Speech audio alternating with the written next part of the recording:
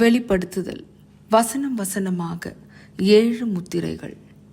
April 11. விலை கொடுத்து வாங்கப்பட்டது. சிமியோன் கோத்திரத்தில் முத்திரை போடப்பட்டவர்கள் 12000. லேவி கோத்திரத்தில் முத்திரை போடப்பட்டவர்கள் 12000. இசக்கார் கோத்திரத்தில் முத்திரை போடப்பட்டவர்கள் 12000. வெளிப்படுத்துதல் 7 வசனம் 7. சிமியோன் என்றால் தேவன் என்னை கேட்கிறார் என்று அர்த்தம். லேயாள் மூலம் யாக்கோபுக்கு பிறந்த 2வது மகன் சிமியோன்.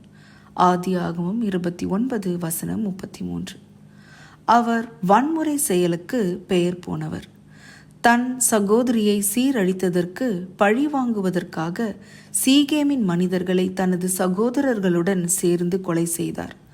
ஆதியாகமம் 34.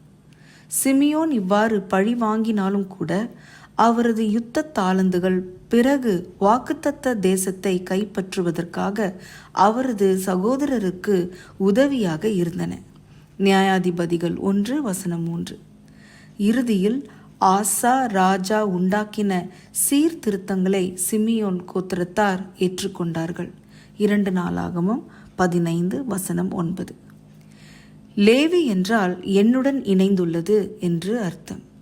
சீனாய் மலையிலிருந்து மோசே இறங்கி வந்து இஸ்ரவேல் புத்திரர் கன்றுக்குட்டியை வணங்குவதை கண்டபோது அவர் பாளையத்தின் வாசலில் நின்று, கர்த்தருடைய பட்சத்தில் இருக்கிறவர்கள் யார்?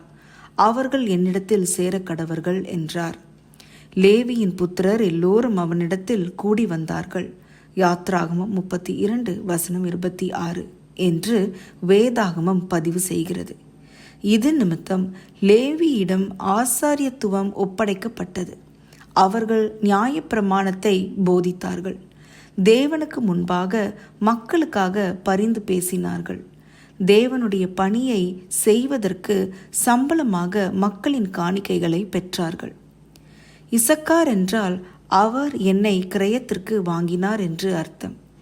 இசக்கார் கோத்திரத்தார் பகுத்தறிவு மிக்கவர்களென அறியப்பட்டார்கள். அவர்கள் செய்ய வேண்டியது இன்னதென்று அறிந்து காலா காலங்களுக்கு தகுந்த யோசனை சொல்லத்தக்கவர்கள் என்று வாசிக்கிறோம். 1 நாளாகமம் 12 வசனம் 32. இந்த கோத்திரத்தார் தேவனுடைய நோக்கத்தில் பெரிய பொறுப்புகளை சுமப்பதற்கு திறமையையும் விருப்பமும் உடையவர்கள். மக்கள் பின்பற்றுவதற்கான மிக சிறந்த வழியை திட்டமிடுகிற மக்களை இவர்கள் சுட்டி காட்டுகிறார்கள். எசேக்கியலைப் போல அவர்களும் ஜாமக்காரர்களாக தங்கள் நாட்களின் தீர்க்க தரிசன நிகழ்வுகளை அறிவித்து நெருங்கி வருகிற ஆபத்தை குறித்து மக்களை எச்சரிக்க வேண்டியிருந்தது. எசேக்கியல் 3 வசனங்கள் 16 முதல் 21 வரை. லேவியும் அதன் ஆசாரியத்துவமும் குறிப்பாக இந்த கடைசி நாட்களில் பொருத்தமானவையாக இருக்கின்றன. இயேசு தம்முடைய பிதாவாகிய தேவனுக்கு முன்பாக நம்மை ஆசாரியர்களாக்கினார். வெளிப்படுத்துதல் 1 வசனம் 6. நீங்களோ தெரிந்து கொள்ளப்பட்ட சந்ததியாயும் ராஜரீகமான ஆசாரிய கூட்டமாயும் பரிசுத்த ஜாதியாயும் அவருக்கு சொந்தமான ஜனமாயும் இருக்கிறீர்கள். 1 பேதுரு 2 வசனம் 9. ஆசாரியர்கள் செய்த பணி இயேசுவை ஏற்றுக்கொண்ட நம் அனைவருக்கும் உரிய ஒரு பணி. தொலைந்து போனவர்களை ரட்சிக்கிற பணியில் நம்மையே முதலீடு செய்ய அனைவரும் அழைக்கப்பட்டுள்ளோம். மேலும் நம்மை ஆதரித்து நம் பங்காக இருப்பதாக தேவன் உறுதியளிக்கிறார். என்னாகமம் 18 வசனம் 20. அன்புள்ள ஆண்டவரே, உன்னிடத்தில் நீ அன்பு கூறுவது போல பிறனிடத்திலும் அன்பு கூறுவாயாக எனும் கிருபைமிக்க வார்த்தைகளை என் இதயத்தில் எழுதும். நீர் உண்மையோடு பரிந்து பேசுகிறவர் என என் சக மனிதருக்கு உம்மை அறிமுகம் செய்ய எனக்கு உதவும்.